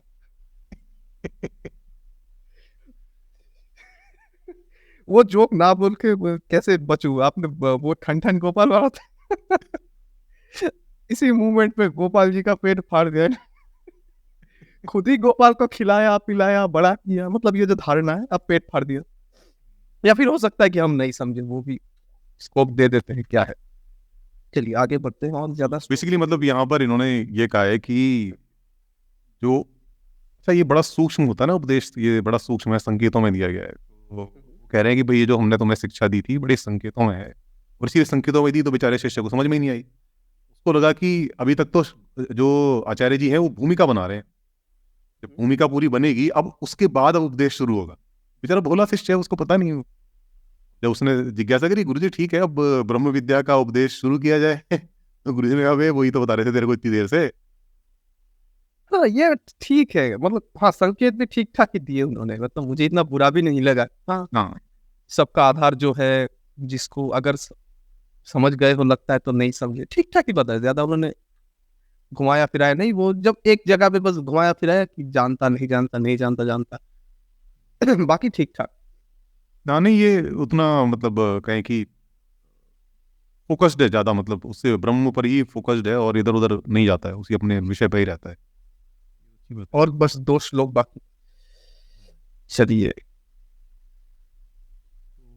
यहाँ पर लिखा है कि उस रहस्यमयी ब्रह्म विद्या की तपस्या, मन इंद्रियों का नियंत्रण, कर्तव्य पालन, ये तीनों आधार हैं। उस ब्रह्म विद्या को पाने के लिए मतलब ये आधार बताए उन्होंने कि तपस्या, मन इंद्रियों का नियंत्रण और कर्तव्य पालन, ये तीनों आधार है। वेद उस संपूर्ण विद्या के अंग है, अर्थात वेद में उसके अंग प्रत्यंगों का सविस्तार वर्णन है। सत्य स्वरूप परमेश्वर उसका अधिष्ठान है। तब जो उसका जो पूरा जो पर्पज है, उसका जो लास्ट जो टारगेट है, वो टारगेट क्या है कि सत्य स्वरूप परमेश्वर परमेश्वर को प्राप्त करना, ये उसका आधार है। तो यहाँ पे आखिर में क्या दिखा देखते हैं कि घुमा फिरा के वही कह रहे हैं कि ठीक है, अपने इंद्रियों को नियंत्रण में लाओ, ठीक बात है। कर्तव्य पालन करो, जो तुम्हारा कर्तव्य है, पिता धर्म, पुत्री धर्म, स्त्री धर्म, जो भी हो, राजधर्म आप पालन कीजिए। ये अच्छा संकेत दिया है, क्योंकि मुझे भी यही लगता है कि कारण जो भी है भाई, आप कर्तव्य पालन कीजिए, वरना सोसाइटी का तो बुरा हाल हो जाएगा। है चलिए बस एक कास्ट वाले बज रहे। जी। इसमें कहते हैं कि कोई भी इस प्रसिद्ध ब्रह्म विद्या को पूर्वोक्त प्रकार से भली भांति जान लेता है, वह समस्त पाप समूह को नष्ट करके अविनाशी असीम सर्वश्रेष्ठ परम धाम में प्रतिष्ठित हो जाता है, यानी सदा के लिए स्थित हो जाता है। इसका अर्थ क्या बताएंगे आप? इसका अर्थ क्या है, मतलब यही है कि जो भी ब्रह्म को जिस तरह से उन्होंने बताया है उस तरह से जान लेता है, जैसा कि बता कर रहे हैं पीछे, तो वो समस्त पाप समूह को नष्ट करें, मतलब जितने भी उसके पाप हैं। पाप का मतलब क्या है कि जो भी कर्म कहें कि कर्म फल होते हैं, कि कर्म फल है, वो सारे जो कि इकट्ठा है, वो सारे उसके नष्ट हो जाते हैं और वो परम धाम में मतलब प्रतिष्ठित हो जाता है, नहीं मुक्त हो जाता है। कर्म ये जीवन जन्म मृत्यु के चक्कर से मुक्त हो जाता है, यानी परब्रह्म को परमेश्वर को प्राप्त हो जाता है। अगर ये मानसिक स्थिति की बात कर रहे कि है, हाँ मैं इन सबसे जितना भी मतलब डिसएग्री करो, पर भैया एक चीज मैं मानता हूँ इनकी, कि ठीक है, कंज्यूमरिज्म से थोड़ा अगर हटके चलो तो मुझे काम कम समय करना पड़ता है, खुद के लिए ज्यादा समय मिलता है, थोड़ा घूम के आ सकते हैं गाड़ी में, साइकिल में, ठीक है, इधर उधर जा सकते हैं, मन को शांति मिलती है। और ये भी कि ये जो बिना बात के लोग बच्चे पैदा कर देते हैं, कि ठीक है, इनसे बच्चों का भी दुख बढ़ता है, उनका भी दुख बढ़ता है, ये सब ठीक है। पर इन्होंने ये जो कहे कि ये चीज जानने से आपके पाप धुल जाते हैं, ब्रह्म को छोड़ दीजिए। गिरा आदमी या औरत ये बता सकता है कि अगर कोई व्यक्ति हमारे समाज में, उसने ना जाने कितने पाप किए हैं, और आखिर में उसने परम ब्रह्म जो ज्ञान है वो प्राप्त कर लेता, हम उसे छोड़ देंगे? नेपाल में छोड़ा किसी को? अगर मान लीजिए कि उन्होंने ये सब करने के बाद किसी तरीके से परम ब्रह्म को जान लिया, तो नेपाल की पब्लिक उनको छोड़ देगी? तो ये भी तो गड़बड़ लगती है। आपका क्या कहना है? हाँ बिल्कुल यही है। ये मतलब मुझे लगता है कि इसको अगर थोड़ा सा अगर कहेंगे तो ये इस तरह से होगा कि हो सकता है कि इस सांसारिक जीवन में उसको जो भी लैंड ऑफ लॉ है उसके हिसाब से उसको पनिशमेंट मिले, बट अगर ब्रह्म विद्या को जान गया इसके हिसाब से, उपनिषद के हिसाब से क्या होगा कि वो मुक्त हो जाएगा, उसका दोबारा जन्म नहीं। जी, तो आखिर में मुझे तो जो मतलब ये जो उपनिषद है पढ़ के पहला तो कठोपनिषद से अच्छा लगा। मेरे लिए अच्छा लगा, किसी और के लिए बुरा खराब जो भी लग सकता है। और ये भी देखा कि ये थोड़े कम शब्दों में ज़्यादा घुमा फिरा के जितना भी घुमाया फिराया लगता है कि ठीक है, ये एकदम सरलता से बता देंगे। तो कहते हैं ना कि किसी चीज़ को फ्री में अगर दे देंगे तो उसकी कदर नहीं की जाती, ये भी हो सकता है। तो ठीक-ठाक लगा। और अगर अगर मैसेज ये है कि एक जो चीज़ है वो सारी शक्तियों का आधार है और उसे इंद्रियों से तो नहीं जाना जा सकता, इतना तक ठीक है। लेकिन ये बात थोड़ी गड़बड़ लगती है कि आप बुद्धि से नहीं जान सकते, इससे नहीं जान सकते, लोगों से मतलब दूसरे लोगों से नहीं जान सकते, बस हमारे गुरु से जान सकते हैं। ये बात मुझे थोड़ी खराब लगी। बस आखिर में आपसे कंक्लूजन लेना चाहूँगा। कुछ मतलब की पॉइंट ऐसे जो कि लिए जा सकते हैं, वो ये है कि एक तो ये है कि आप मतलब आप ये सोचें कि जो कुछ भी आप कर रहे हैं वो आप नहीं कर रहे हैं। आप जो मैं आंखों से देख रहा हूँ, कानों से सुन रहा हूँ, जितनी मेरी इंद्रियां हैं, मन, बुद्धि वगैरह सब, वो एक तरह से परमेश्वर संचालित कर रहा है। दूसरा एक ये भी इसमें लिया जा सकता है कि जो कहते हैं कि हु एम आई वाला जो सवाल आता है, मैं कौन हूँ? उसकी तरफ भी जो है जिज्ञासा जाती है, और ये बड़ी पुरानी जिज्ञासा है। हम पुराने टाइम से पूछते रहे कि मैं कौन हूँ? तो ये इस जिज्ञासा की ओर लेके जाता है, और ये एक तरह से आपको आपकी जो दृष्टि है उसको अंदर की तरफ मोड़ता है। ज़्यादातर जो एक्सट्रोवर्ट लोग होते हैं उनकी दृष्टि दुनिया की तरफ ही रहती है, वो कभी इन जो डीपर क्वेश्चंस हैं उन पर चिंतन मनन नहीं करते। और उसका एक परिणाम ये भी है कि जब आप आपकी दृष्टि अगर बाहर की तरफ रहती है, आप अंदर अंदर की तरफ आपकी दृष्टि नहीं आती, तो आपके अंदर जो कुछ चल रहा है आप उसके बारे में उसको समझ नहीं पाते। अब जैसे कि हम देखते हैं कि बहुत तरह के एडवर्टाइजमेंट हैं, इस तरह से मतलब बाहर से हमें इन्फ्लुएंस करा जाता है, जैसे कि जिसमें कि एक कंज्यूमरिज्म है, उपभोक्तावाद है। लगातार आपको नई नई चीज़ें दिखाई जाएंगी, ज़रूरत नहीं भी है तो ज़रूरत पैदा करी जाएगी, और नए नए ट्रेंड आएंगे, फैशन ट्रेंड आएंगे, और आपको एहसास कराया जाएगा कि अगर ये वाला मोबाइल आपके पास नहीं है तो फिर आपकी ज़िंदगी बेकार, ये वाली गाड़ी आपके पास नहीं है, अगर आप नए एकदम फैशन ट्रेंड वाले कपड़े नहीं पहनते हो, आप फैशन को फॉलो नहीं करते हो, तो आप पिछड़े हुए हो, आप बेकार हो।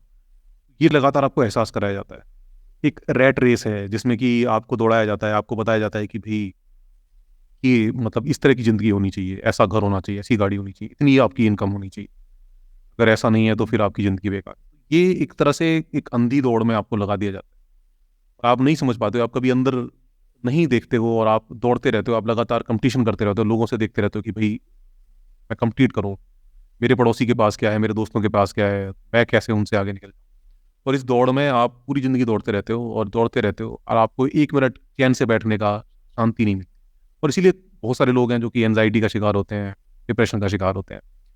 इसी वजह से, क्योंकि वो समझ ही नहीं पा रहे कि ये जो फालतू में जो दौड़ने में लगे पड़े हैं, जो अंधी दौड़ में लगे पड़े हैं, इसमें दौड़ने की उन्हें उतनी ज़रूरत नहीं थी। उन्हें वास्तव में सिर्फ़ इतना देखना था कि उनका जो जीवन है, उनकी अपनी लाइफ़ पर फ़ोकस करना था कि भई मैं अपने लिए क्या करूँ जिसकी वजह से मैं खुश रहूँ।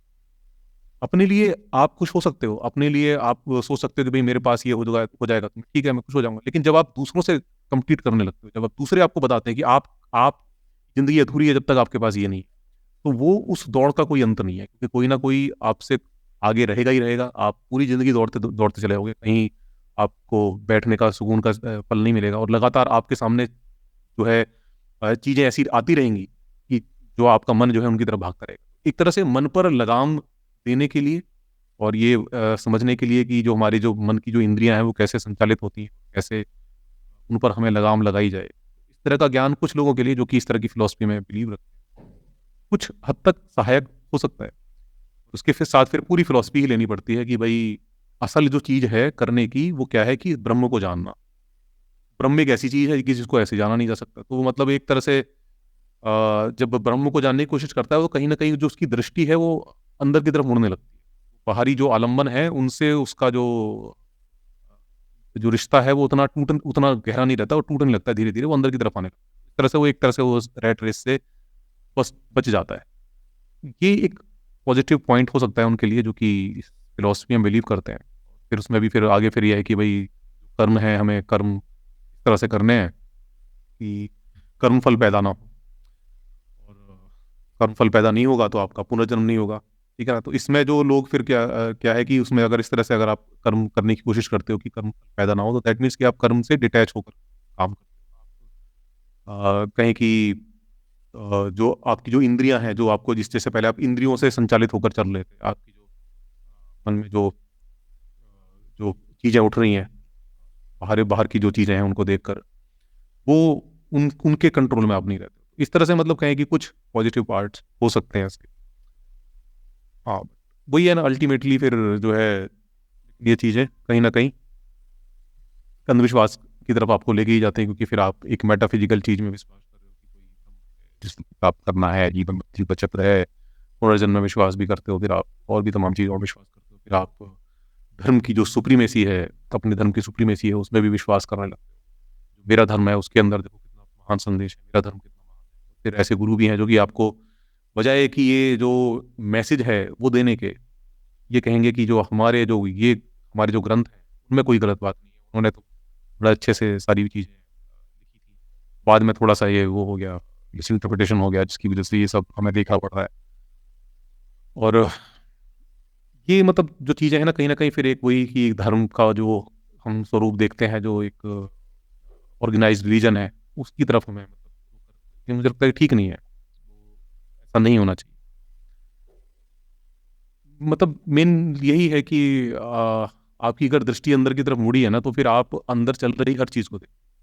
मैं फिर आप ये भी देखो कि आपको ऐसा क्यों लगता है कि अगर कोई आपके धर्म के ऊपर या किसी धर्म ग्रंथ के ऊपर कोई क्रिटिसिज्म देता है, बुरा क्यों लगता है आपको? अंदर जो आपके चल रहा है ना, एक बार उसको देखो ना, क्यों लग रहा है बुरा आपको? आपके किसी आचार्य जी जिसको कि आप फॉलो करते हो, उसके बारे में अगर कोई क्रिटिसिज्म क्यों बुरा लगता है?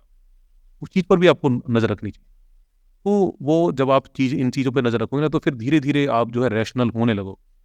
आपको समझ में आने लगेगा कि एक हेल्दी क्रिटिसिज्म जो है उसकी क्या आवश्यकता है, क्यों ज़रूरी है।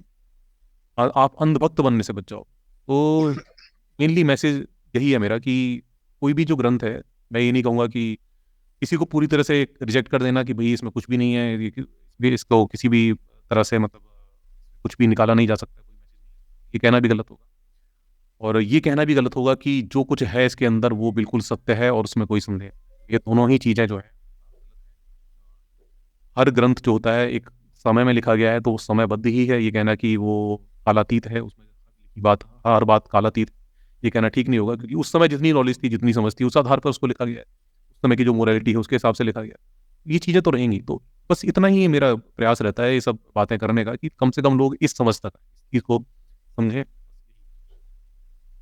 जी, जी। आखिर में बस 2-3 शब्दों में कहूँगा कि हरारी जी ने, शब्दों में नहीं वाक्य में, हरारी जी ने बहुत अच्छी तरीके से अंतर्दृष्टि को बोला था। किस किताब में पता नहीं, गज़ब के दार्शनिक है भैया। मतलब बताया था कि बंगला, गाड़ी, हिंदी में बता रहे हैं कि बंगला, गाड़ी, लड़की और जो भी है, पुरुष को जो भी चाहिए, लड़कियाँ कुछ और लगा सकते हैं नारी की जगह, मतलब लड़की की जगह। इन सब से शांति नहीं मिलती, आपको बस शांति मिलती है डोपामिन, ऑक्सीटोसिन, सेरोटोनिन और एंडोर्फिन, ऐसा कुछ था। मतलब आज की भाषा में क्या गजब एक बात है। अब ये हार्मोन्स आपके दिमाग में कैसे आएंगे? आप उसे ट्रेन कर सकते हैं। किसी को क्रिकेट खेलने से आती है, मेसी को नहीं आएंगे, क्योंकि उसका दिमाग उस ऐसा बना ही नहीं है। तो अंतर्दृष्टि की तो बहुत अच्छी बात की। और भैया फिर से शुक्रिया इतने समय तक देने के लिए। और आज सैटरडे नहीं है, फिर भी हाफ डे पे छुट्टी हो गई। कोई बात नहीं, अच्छा लगता है मेरे को भी अगर इस तरह की बातें होती हैं ना। मैं तो चाहता हूँ ये बातें पहुँचे लोगों तक, कोई भी जरिया हो आपकी वजह से पहुँच जाए। अच्छी बात है, मतलब उपनिषदों पे कहाँ बात करते हैं लोग। कहता हूँ अच्छा है सीरीज, इसको करते हैं कंटिन्यू, आगे और भी उपनिषद में। जी, जी, जी। तो ये वाला यही ख़त्म करते हैं और अगले एपिसोड में फिर से मिलेंगे।